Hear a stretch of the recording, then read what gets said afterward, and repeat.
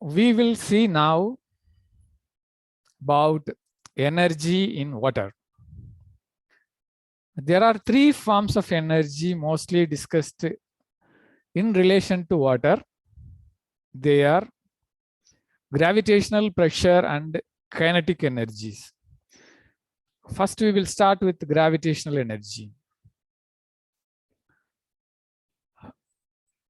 First, we will see about what is energy and what is work done. Energy is capacity of an object to do work. If work is done on a body, energy can be added to the body. If a body works, if a body does a work, the energy would get released from the body. See in the image, here is Lord Rama, who is very familiar to all of us. And Lord Rama, with Lord Rama, we see a symbol. Always he carries a bow and arrow in his hand. When he pulls the string, when Lord Rama pulls the string towards him, he does a work on the bow and string. All the work he is doing on the bow and arrow gets converted into elastic energy, and it is stored in the bow and arrow. Once he releases the arrow, the energy that is stored in bow and string gets converted into work, and the arrow gets velocity, arrow gets accelerated, and it is given a velocity, and it moves and it gets issued out of the bow and arrow. So from this, in this process, you can see three stages. When the Lord Rama pulls the string towards him, he does a work.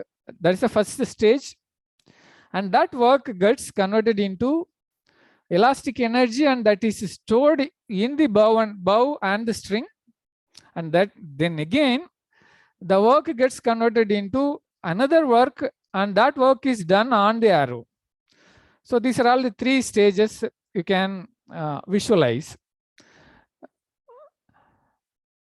From this, you can also understand that work done and energy are transferable.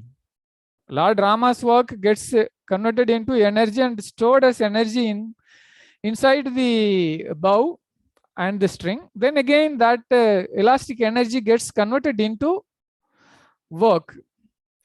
So you should understand that work done and energy are transferable, and both are specified using same unit called joules. When we continue energy and work done, see, see here in this image, we have 1 kg weight placed on the floor. Let us assume that one lifts this 1 kg of weight and places on the surface of the table. When 1 kg is placed from the floor to the surface of the table, what happens is this 1 kg weight is given a gravitational energy because of lifting. So this work is done against the gravitational pull. So this work, this energy addition to this weight is called as gravitational energy addition to this weight. So when 1 kg of weight is lifted for 1 meter of height, how much of work is done is 10 joules. That amount of work, we take that as a standard, and that standard is 10 joules. Actually, it is 9.81 joules, but approximately for our calculation, we can take 10 joules so that our calculation becomes very easy. By the way, we all eat idlis, and idli is our conventional food. And one idli contains 160 joules of energy. So if it contains 160 joules of energy, to use one idli of energy, how much work one needs to do? So if 16 times 1 kg of weight is lifted for 1 meter height again and again, then you would have consumed all 160 joules of energy if your metabolic system works all right. Next, we will see how much work is to be done for lifting 5 kg for 3 meters of height. What after all 5 kg is? 5 kg is 5 times 1 kg. So we need to do 5 times 1 kg lifting. So 5 times. And what is 3 meters? 3 meters is also 3 times 1 meter. Okay, so that should also be 3 times. And 1 kg weight lifting for 1 meter is 10 joules. So we have to multiply weight into height into 10 for joules. 1 meter height lifting for use 1 meter height lifting with 1 kg of weight. So we get 150 joules. So from this slide, what you should keep in your mind is lifting an object adds gravitational energy to the object, and work done during lifting can be found out using the formula. We have derived now the formula. This is weight, this is height into 10. So weight, height into 10, and we get in terms of joules.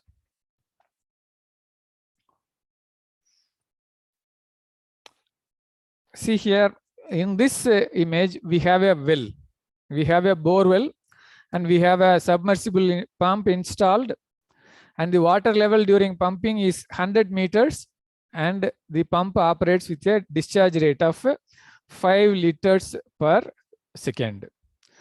So we will see now, we will calculate now how much of energy is being spent when pumping is done per second. We all know that 1 liter of water is 1 kg. So how much of weight is lifted per second? 5 kg per second, because 5 liters per second is 5 kg per second. So what is the work done by the pump per second? Work done by the pump, work done. Already we have derived a formula, weight into height into 10. So weight is 5 kg and it is lifted for 100 meters. So weight into height into 10. So 5000 joules per second. And this joule per second is called power. Joule per second is the unit for power. Power is the speed of flow of power. The speed of flow of energy. So 1 joule per second is termed as 1 watt. So 5000 joules per second is 5000 watts. So work done by the pump per second becomes 5000 watts. So how much power output we get from the pump is 5000 watts. So by doing this calculation, we have also derived one important, very useful formula, is that power pump output is 10 into 10 into 10 into Q into and H, 10 QH. So actually exactly it is 9.81 QH, but approximately we can take as 10 QH. So pump power output can be calculated using this formula. You have to keep in your mind that when you are using this formula, the unit should be properly substituted. Q should be in liters per second and H should be in terms of meters. Actually, when we purchase a pump, we do not specify the pump in terms of how much power output a pump delivers. We specify a pump depending on how much of power input to pump we give. How much of power input to pump we give, how much power input to pump we give depends on how much power output that is obtained from the electric motor that is coupled to the pump. So when we specify a pump, keep in your mind that we specify only the power input to the pump, and power input to pump is the power output you get from the electric motor. So that should be kept in mind. Another terminology which is very much relevant is pumping efficiency. Pumping efficiency is defined as power output from pump, that is 5000 watts, divided by input power to the pump. Normally, the efficiency ranges between 0.5 to 0.7. When doing these kind of calculations to find out how much power of the pump to be purchased and all, we make use of only lowest efficiency range, so that if you are ready for lowest efficiency itself, we will be safe. And moreover, when the pump is purchased, we will have higher efficiency like 0.7. As time passes by, the pump efficiency would gradually get reduced to 0.5, something like that. So for 0.5 efficiency, if you substitute here 0.5 here, pumping efficiency 0.5, and power output from the pump to be 5000 watts, you will be able to calculate what is the input power to the pump can be calculated. Input power to the pump for 0.5 and power output from pump 5000, if you substitute, you will get input power to be 10,000 watts. 10,000 watts is obviously 10 kilowatts. We can also, but Bureau of Indian Standards say that we should not use horsepower and all, but still people use horsepower. So we should also know how to convert watts into horsepower. We all know that 1 horsepower is 736 watts. So 736 watts can be approximated to 750 watts. So in 10,000 watts, how many 750 watts can be found by dividing with 750 watts? So we get 13.3 horsepower. So from this discussion in this slide, we understand that pump power is equal to 10 QH divided by pumping efficiency. Again, I say exactly it is not 10 QH, it is exactly 9.81 QH divided by pump efficiency. So this formula comes from this thing. By rearranging, we take input power to pump to this place, input power to pump to this place, and pumping efficiency to this place. Then we get this formula, pump power to be equal to 10 QH or 9.8 QH divided by pumping efficiency. First, we will discuss for gravitational energy how the height is used as a unit for measurement of energy. We take any weight. Let us assume that this is a weight, any weight, and let us assume that that weight is lifted for X meter height. If that weight is lifted for X meter height, we say that we have added X meter of gravitational energy to the weight.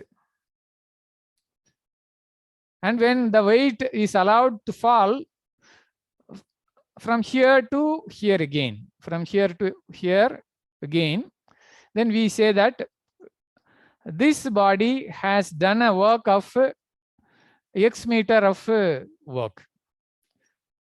So this is another form of specifying energy. So if we specify gravitational energy in terms of height, then we call it as gravitational energy head. But simply, it is conventionally called, we don't use gravitational energy. We just say that it is gravitational head. So with this slide, you should understand that height can also be used as a unit for measurement of energy. When height is used as measurement of energy, then it is called as head. If it is gravitational energy, then it is called gravitational head. Next, we will see about pressure. See, in this container, water is filled in. At the surface of the water, the pressure will be atmospheric. Here, the pressure will be atmospheric. As you go down deep into the water, pressure would keep on increasing. Pressure would keep on increasing, and the pressure will be maximum at the bottom. See here another container which has a very less diameter compared with this container, and here also the water is filled in. Here also at the surface it is atmospheric pressure. At 10-meter depth, if you measure the pressure, whatever be the container's shape, here also you will have the same pressure as that of the larger container. So the pressure depends on only the height of water standing above that point. So for 10 meters of standing water above a point, how much pressure? Actually, pressure normally people understand in terms of force per unit area. So when 1 kg of weight is placed over 1 centimeter square of area, 1 kg of weight is placed over 1 kg of weight is placed over 1 centimeter square of area, we will feel a pressure in between the weight and the surface. That pressure is called 1 kg per centimeter squared pressure, and that will be equivalent to 10 meters of water column pressure. So whenever when we use 1 kg of pressure, you can understand that it is equivalent to 10 meters of standing water column. So with this slide, what you should keep in mind is pressure is force per unit area, and for water, for measurement of pressure, depth of water standing above that point can also be used as a unit of pressure. Pressure energy. Pressure and pressure energy are different. What is the energy that is required to add pressure to water is called pressure energy. See here in this telephone booth, there are persons. If one wants to put one more person with this telephone booth filled with persons, one more person to be filled here, then it is relatively easy. One person can climb and be placed here, and he can place himself here. If one wants to place one person in between somewhere, one has to lift all these fellows up and one has to be put inside. And most difficult thing is to place a person at the bottom. So same is the case with water also. If you want to, let us assume that if you put a hole here at the surface and put a particle of water, without any effort, you can add that water to this place. Let us assume that at 7 meters you put a hole and you insert a water particle inside. Then you have to lift all these water and put your particle of water at this place. Let us assume that we put a hole at this place, and we allow the same water particle that we placed inside to get away. And as soon as that water particle gets away, let us assume that we close the hole. How much height that water particle will rise up is that it will rise up to the level of the surface. Whatever be this angle, if there is no friction if there is no friction between that water particle and this glass tube, and it is supposed to raise this much height. So we added, we did some work to put a particle of water at 7 meters. After putting that water, we are able to see that that water is able to climb up to the height of 7 meters. So how much of work we have done in putting a water particle at 7 meters? We have done work equivalent to 7 meter height, because that water particle is able to climb up 7 meter of height. So pressure can also be termed or specified with height of water column. So with this slide, you should keep in your mind that unit for pressure energy can also be meters. Instead of kg per centimeter squared, it can also be meters. And when pressure energy is specified as meter in terms of depth, then it is said as pressure energy head, or simply it is pressure head.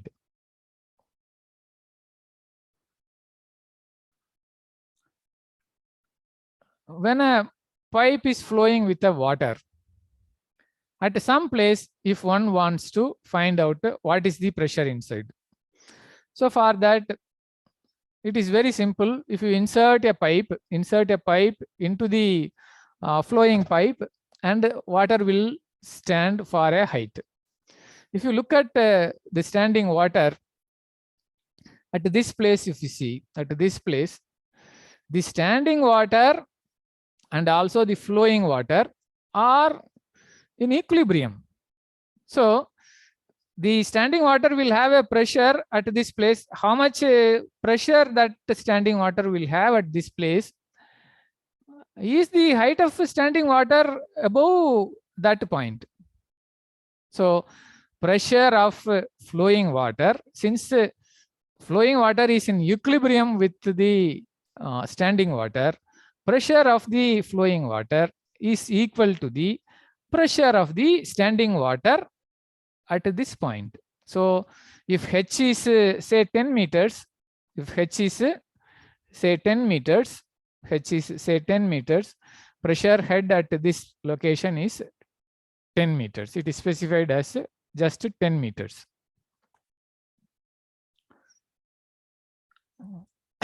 In design of drip and sprinkler irrigation systems, we need to know how much minimum pressure that is needed to operate the accessories of drip and sprinkler systems. In drip irrigation system, the essential accessory is a dripper. At the entry of the dripper, see here, this is a dripper that is connected with a pipe. At the entry of the dripper here, the pressure needed is 10 meters. So what happens is this 10 meter of pressure gets dissipated when water goes through the dripper, along the dripper passage. When it comes out, it will have a zero pressure and it will come as a droplet. So how much pressure that is needed at the inlet of the dripper is 10 meters. For a sprinkler irrigation, sprinkler head to operate, this kind of conventional medium twin nozzle sprinklers need 25 meters of pressure head. And for rain guns, it needs maximum pressure because it throws a very large distance. So for rain guns, at the entry of the rain gun, you need 40 to 60 meters of pressure head to operate a rain gun fully well. Now we will see kinetic energy head. Kinetic energy head is again energy due to velocity. Again, velocity and kinetic energy are different. Kinetic energy is energy due to velocity. How it can be estimated is, whatever be the velocity, whether the velocity is in horizontal direction or in an inclined direction. And if that velocity, with that velocity, same velocity, if that velocity is same velocity is directed against the gravity, that body would go how much height against gravity? If you measure, that height is called kinetic energy head. See here, the water is flowing in this pipe here in this direction. But if you want to find out kinetic energy of this velocity, this boy directs this jet of water against gravity, and he adjusts using his thumb the cross-sectional area of flow so that the velocity is increased. So let us assume that he increases the velocity by adjusting the cross-sectional area so that the velocity is 5 meters per second. For 5 meters per second, if you find out how much height the water would go, if you also assume that the atmospheric air around the jet does not cause any resistance, the entire thing is happening in a vacuum, the water would rise up for a height of 1.25 meters. So for finding kinetic energy, that is called kinetic energy head of this velocity of water, and that can be found out using this formula v squared by 2g. So if you substitute 5 meter per second with 2 into 10, g is 9.81. So approximately if you take 10, you will get 1.25 meters. One more thing you should note here is when water travels from here upwards, when it comes, as soon as it comes out of the pipe, the water contains only kinetic energy. It does not have any pressure energy because it is exposed to atmosphere. We take atmospheric pressure as 0, so it does not possess any pressure. It has only atmospheric it has only kinetic energy, and as the water goes up and up, the kinetic energy keeps on getting converted into gravitational energy, and velocity would keep on getting reduced. As it reaches the topmost point, all kinetic energy at this place would have got converted into gravitational energy, and its velocity would have become 0. Then again, when it falls, again it gains the kinetic energy, and its gravitational energy keeps on getting reduced.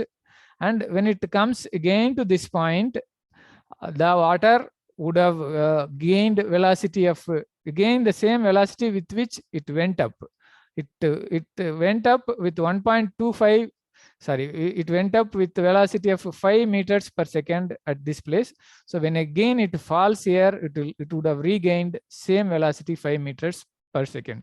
So what you should keep in your mind or understand with this discussion is kinetic energy gets converted into gravitational energy, then gravitational energy again gets converted into kinetic energy. So kinetic energy and gravitational energy are transferable from one to the other.